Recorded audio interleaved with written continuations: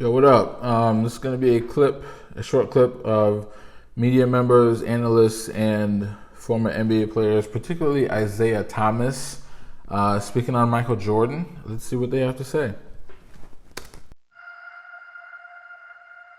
I always used to say, if I brought like an alien to a basketball game and you're just watching the guys warm up, like, who do you think the best guy is? The alien's going to pick Michael Jordan. Some might say Michael Jordan would be the alien. That was the thing with Jordan. Even when he walked out, he just seemed different. The way Jordan carried himself. You know, I heard a story once, I think it was on an old ESPN documentary, that when Michael Jordan would be on the road with the team, like when they were in the hotels, if he was just coming down to the lobby, he would make sure he was like dressed like to the T, like in a 3-piece suit or something, because somebody in the lobby that would see him, that would be like their one Michael Jordan moment, and he wanted it to be a certain way, you know. He wanted to have that impact on them or leave that impression on them. So he went, that far with it. To be there in the building with him was like nothing else. I remember the first time I met Michael, I never forget the look he gave me. And he said, "Are you going to be my coach?" And I said, "Yes." And he said, "Well, let me just say something to you, respectfully. If you got a thoroughbred, you better let him run."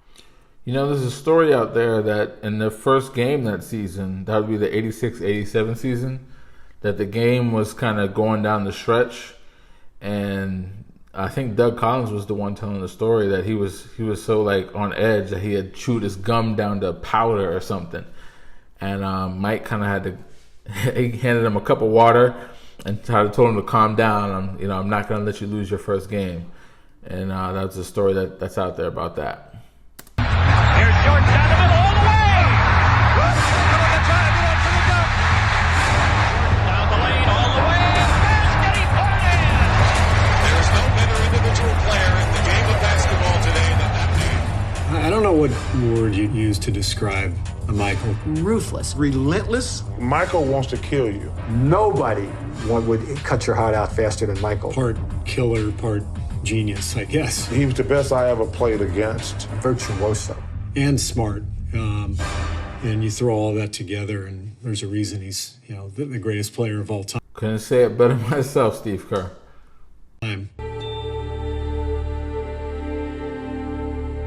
We talk about Michael Jordan, but can we really define and describe? Okay, so this is Isiah Thomas.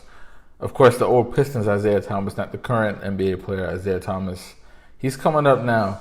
And for many of us, we know that Isiah, a lot of times when he's talking about Michael Jordan, even back when he used to call games on NBC, he was working on NBC during the 97-98 season, and he would give all credit, all due, all platitudes to Mike.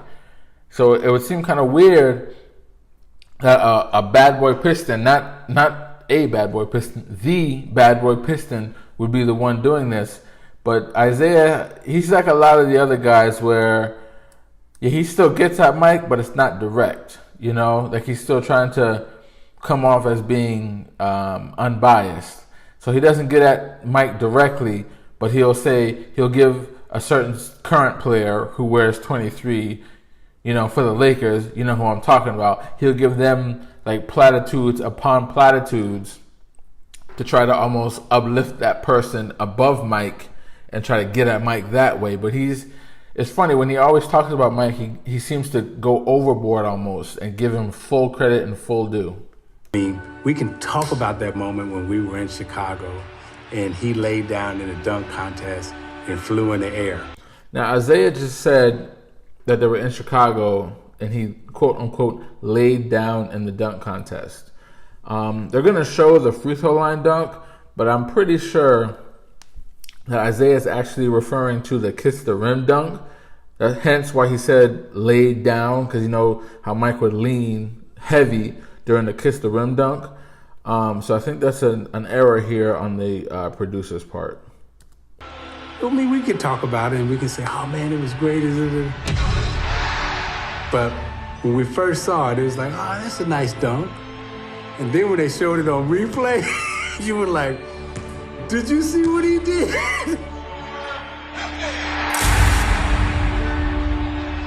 He was at a place in the air where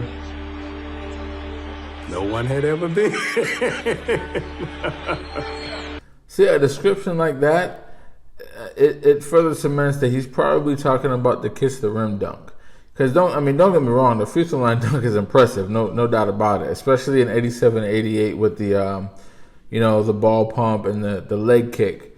But the kiss the rim dunk, that's the one where when you slow it down, when you watch the slow replays or you see the still shots, that's the one that makes you really say like, wow, look where he is in the air. The secret to Michael Jordan, aside from his incredible skills, was his competitive nature. Jordan trying to shake off Starks. Oh, what a move by Jordan! It counts. The foul. Homicidally competitive. Oh, great move, baseline! Yeah! They'd be down 10 and he'd get mad. Somebody would say something on the other team. He'd grab some fuel from somewhere. There's a story, a video on YouTube that was posted some years ago. Some guy got like a behind the scenes. He had a day with Jordan, and he filmed it all. And they were happened to be playing Cleveland. I believe it was during the '96 season, and you really got to see the competitive spirit of Mike, because there was somebody in the crowd like talking shit, and Mike like went off, and then afterwards he was on the bench, and the guy got a shot, and Mike was like pointing at the guy across the court, and like giving him the shush sign, telling him to be quiet. It was really a great look into the competitive psyche of Mr. Jordan. There might be a woman in the front row in Cleveland who is heckling him, and he would go point at her and say, this is what I'm going to do now, and he would do it. All right, well, that's it on this one. Thanks for watching the video. Peace. He no longer needs accomplishments to prove his case as the greatest player in NBA history. He just adds to it. And if this is the final chapter, what a way to close the book.